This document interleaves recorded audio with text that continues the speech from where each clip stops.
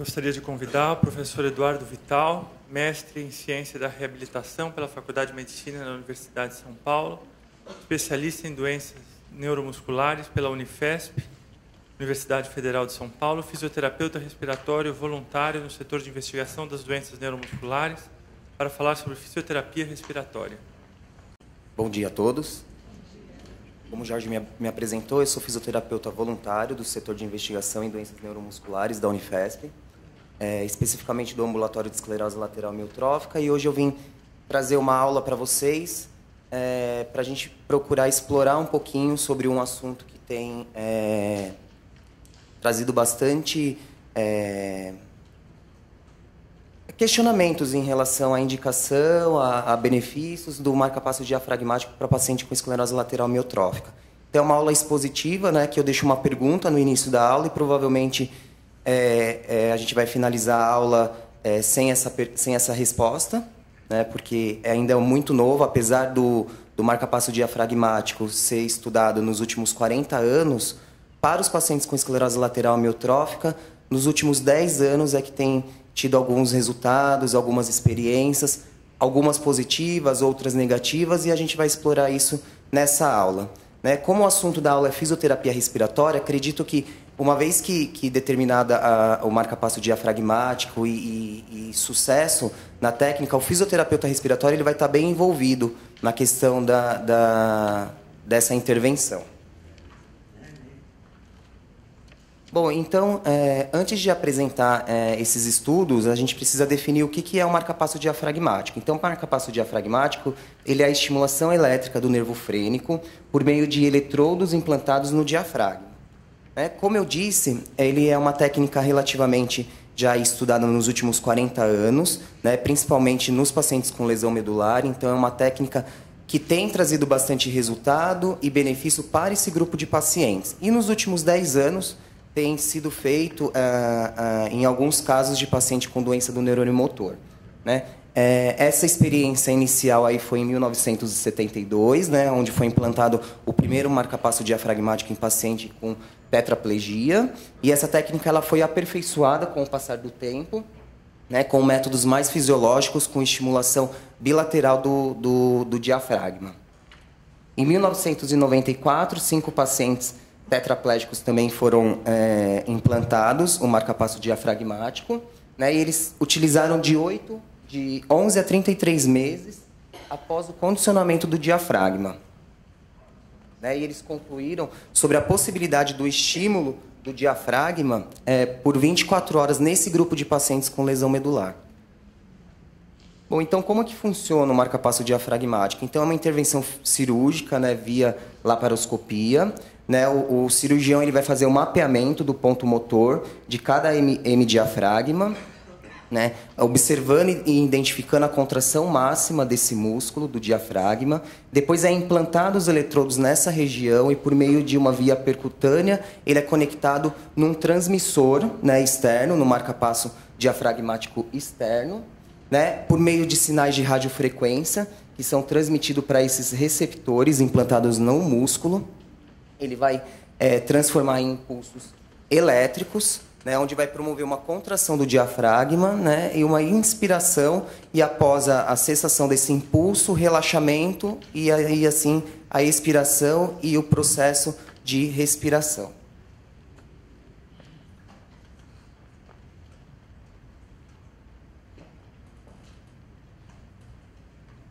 Bom, aqui só para ilustrar, então,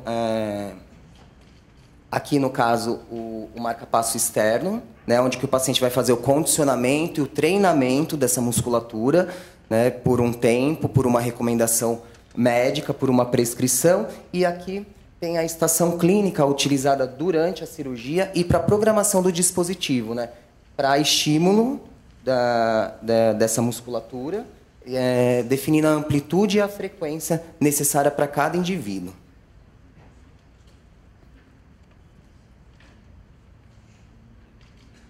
Aqui é um paciente de esclerose lateral amiotrófica que recebeu o implante. Então, o marca-passo externo, né, o transmissor conectado nesse dispositivo que, via percutânea, leva o estímulo elétrico para o músculo diafragma.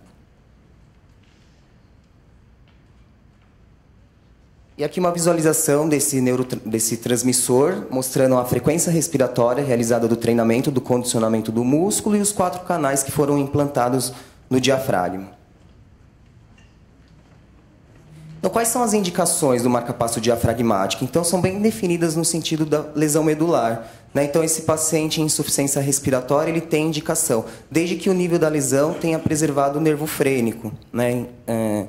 Em algum grau. Nos casos de síndrome de hipoventilação central congênita, também é indicado. No caso da doença do neurônio motor, ela é indicada logo quando surgem os sintomas respiratórios. Então, em pacientes com início de fraqueza da musculatura respiratória. Alguns estudos dizem com capacidade vital aí em torno de 40% a 60%, tem maior benefício com o implante do marcapasso diafragmático. Alguns estudos também têm demonstrado a implantação do marcapasso diafragmático nas UTIs, para aqueles pacientes que têm o desmame difícil, dificuldade para sair do ventilador.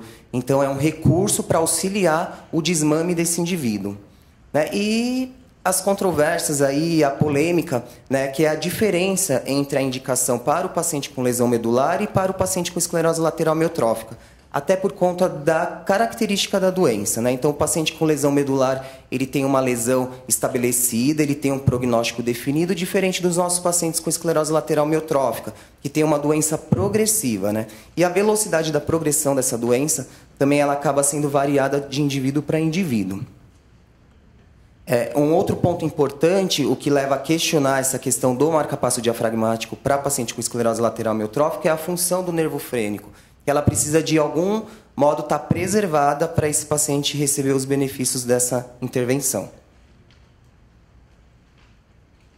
Qual que é o objetivo do marcapasso diafragmático, né? Então, para esse grupo de pacientes com lesão medular, ele tem sido utilizado com o objetivo de substituir, retardar ou reduzir a necessidade de ventilação mecânica, né? Na maioria dos estudos, esses pacientes eles são pacientes traqueostomizados que estavam em longo período de uso de ventilação mecânica por meio de traqueostomia.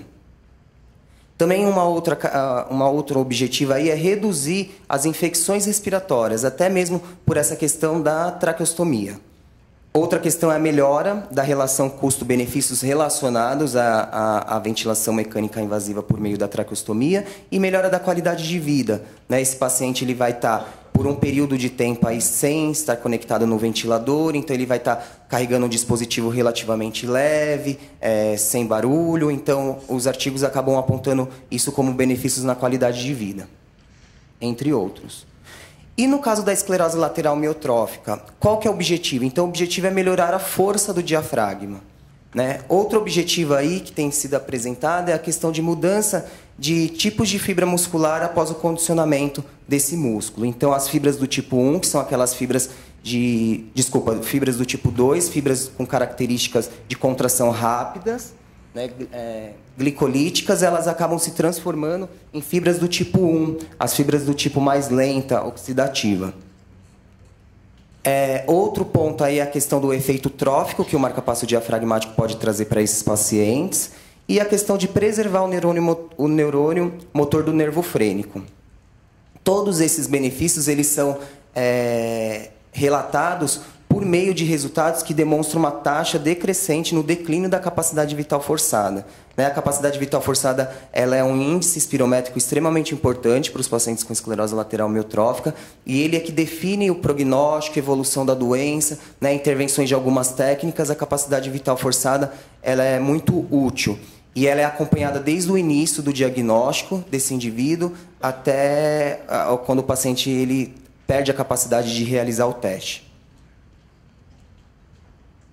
Falando ainda dos benefícios do marcapasso diafragmático para os pacientes com esclerose lateral amiotrófica, existem alguns estudos em que o grupo que estava pesquisando, ele coloca os pacientes com lesão medular e os pacientes com esclerose lateral amiotrófica. E aí você começa a ver a dificuldade nesses estudos. O número de pacientes sempre do grupo de esclerose lateral amiotrófica ele é sempre menor do que o grupo de paciente com lesão medular, né? Esses estudos eles foram apresentados em prévias, então existem vários estudos de um mesmo grupo onde eles foram aperfeiçoando, aumentando o número de pacientes.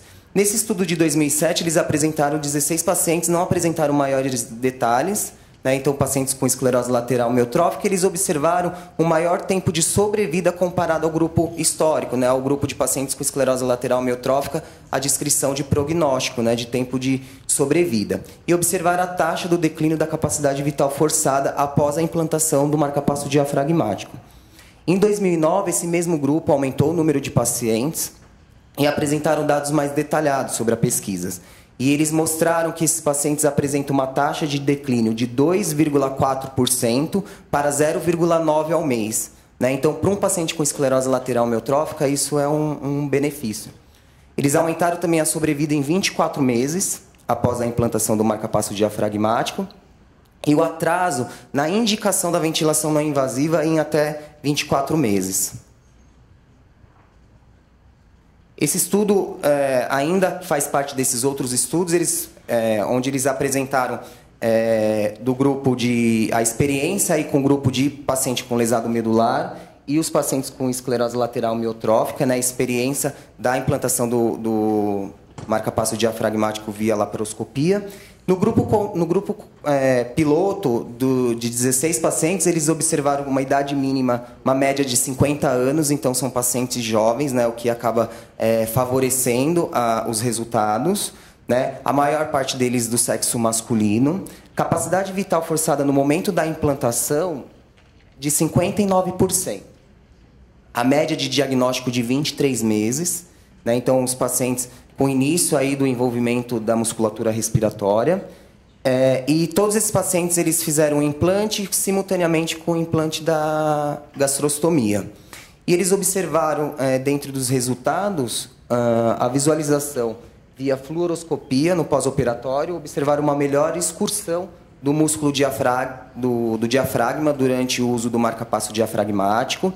Assim como depois do condicionamento, eles observaram um aumento na espessura do músculo diafragma por meio do ultrassom, uma melhora na ventilação de lobo posterior, né? Os pacientes com esclerose lateral amiotrófica, eles evoluem com uma doença pulmonar restritiva. Os pacientes acabam apresentando uma respiração mais superficial, mais apical. As bases desses pulmões, elas acabam sendo menos ventiladas. Então, é onde que surgem as microatelectasias. Uma das técnicas da fisioterapia respiratória é incentivar o paciente a realizar a respiração diafragmática, quando ele tem condição, exatamente para aumentar a ventilação em região de base. E isso, o marcapasso diafragmático com uma melhor excursão acaba ventilando melhor essas regiões que são hipoventiladas. O aumento na complacência pulmonar também foi observado, diminuição do trabalho respiratório e melhora da ventilação noturna.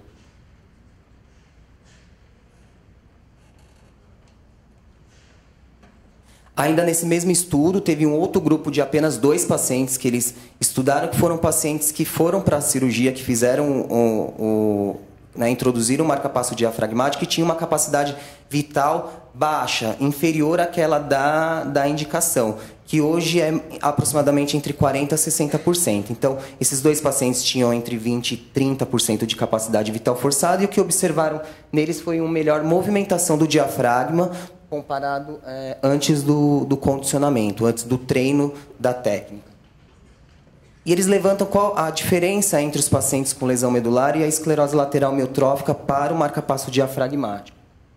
E, sem dúvida, na hora da implantação dos eletrodos, os pacientes com esclerose lateral amiotrófica, mesmo aqueles que não estavam em uso de ventilação mecânica não invasiva, eles apresentam um diafragma muito mais fraco do que os pacientes com lesão medular. Isso acaba dificultando o cirurgião para identificar o ponto motor e a dificuldade para a localização do implante. Eles acabam concluindo a questão da segurança, então é seguro, é uma técnica segura, tanto para o grupo de paciente com lesão medular como para os pacientes com esclerose lateral amiotrófica, o procedimento. E na ELA, de um modo geral, eles colocam que mantém a força do diafragma por um período, em até 24 meses, e atrasam a necessidade do uso da ventilação. Isso para a gente é muito importante, atrasar. A gente sabe que é inevitável o uso da ventilação mecânica não invasiva, mas uma vez que a gente consegue retardar isso para 2 anos, é muito interessante para esses pacientes.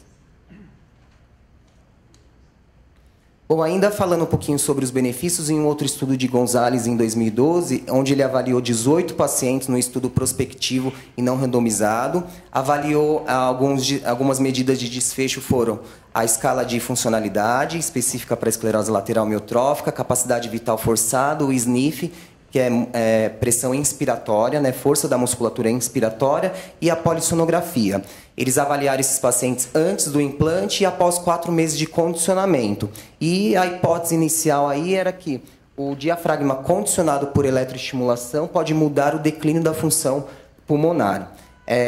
Permaneceram no estudo 14 pacientes, né, e os resultados apresentados foram uma melhora na eficiência do sono por meio da polissonografia, com menores despertares. Eles não observaram mudança na escala funcional, nem na capacidade vital forçada, né, que elas continuaram a cair, e no SNF.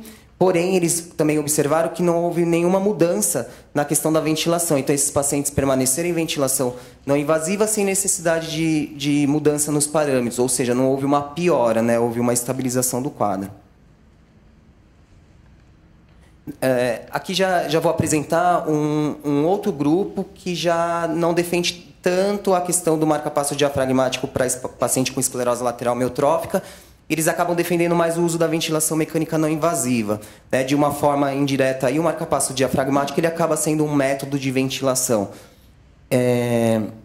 Eles colocam e afirmam que a ventilação mecânica não invasiva, contínua, ela prolonga a vida de pacientes com esclerose lateral amiotrófica. Eles levantam se o marcapasso diafragmático ele prolonga a vida do paciente com esclerose lateral amiotrófica.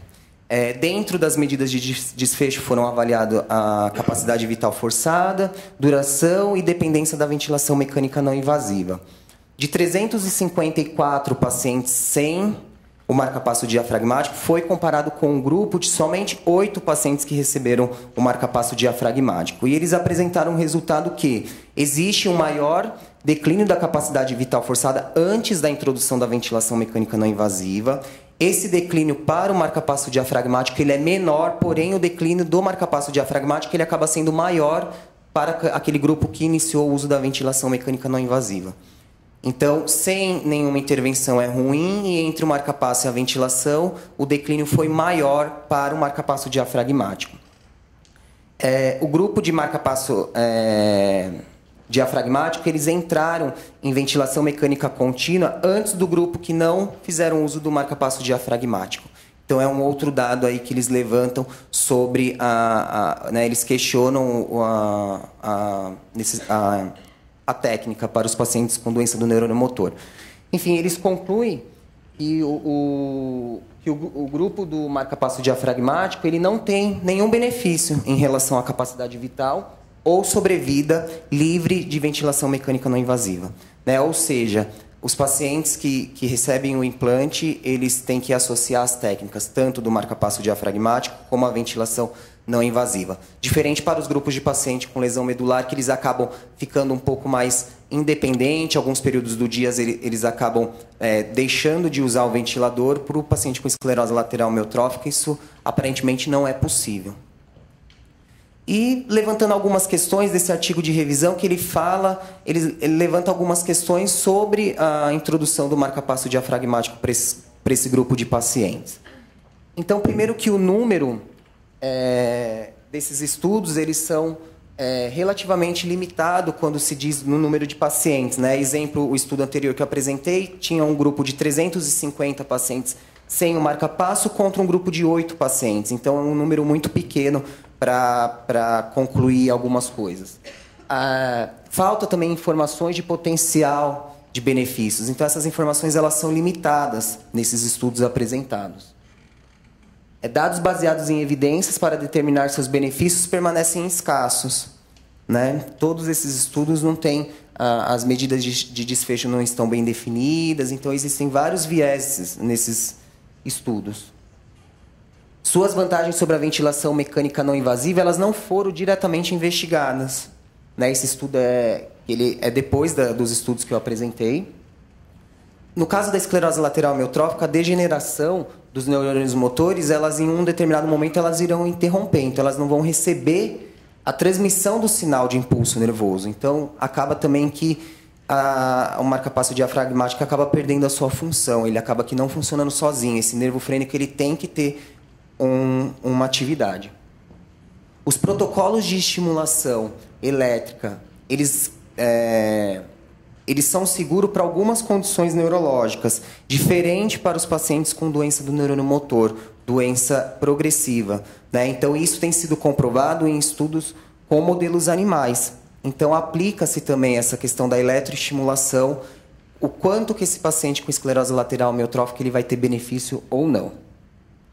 E, no momento, as principais preocupações são em relação à segurança, à eficácia, e ao longo prazo também não tem sido investigado. Então, esses pacientes não existe ainda estudos que demonstram qual que é o benefício ao longo prazo. Então, como eu disse no início da aula, né, que algumas questões iam ser levantadas e provavelmente ao término da aula a gente não ia conseguir concluir, eu vou, ao final da aula, levantar a bandeira sobre as técnicas que a gente tem hoje disponível, né? Então, os pacientes eles acabam que buscando algumas alternativas, então acabam que né, financeiramente acabam se envolvendo, e existem técnicas, diversas técnicas comprovadas a sua eficácia. Então, um resuminho rápido aqui. Então, para a gente ajudar e dar o auxílio à musculatura inspiratória de uma forma didática, a gente tem a questão da ventilação mecânica não invasiva, tem a questão da indicação dos exercícios de empilhamento de ar, a questão de ventilação volumétrica por meio de peça bucal para criar a independência desse paciente. Quando a gente fala do envolvimento da musculatura expiratória, está diretamente relacionada com a questão da tosse. Então, temos mecanismos de auxílio à tosse para esses pacientes. Então, exemplo, o Cough Assist, assim como técnicas fisioterapêuticas que vão ser orientadas para esses familiares, esses cuidadores, e outros recursos também para auxiliar na questão dos sintomas bulbares, né? Em questão da cialorreia, então, tratamento medicamentoso, a questão de orientação de utilização de equipamento para sucção de cavidade oral. Então, todos esses recursos eles já estão bem definidos e já estão bem... a gente conhece os efeitos benéficos, né? Diferente do marcapasso diafragmático, que ainda acredito que está engatinhando, mas que possivelmente no futuro, acredito eu, que próximo podemos ter melhores resultados e chegar a essa tecnologia para todos os pacientes com esclerose lateral amiotrófica. Obrigado.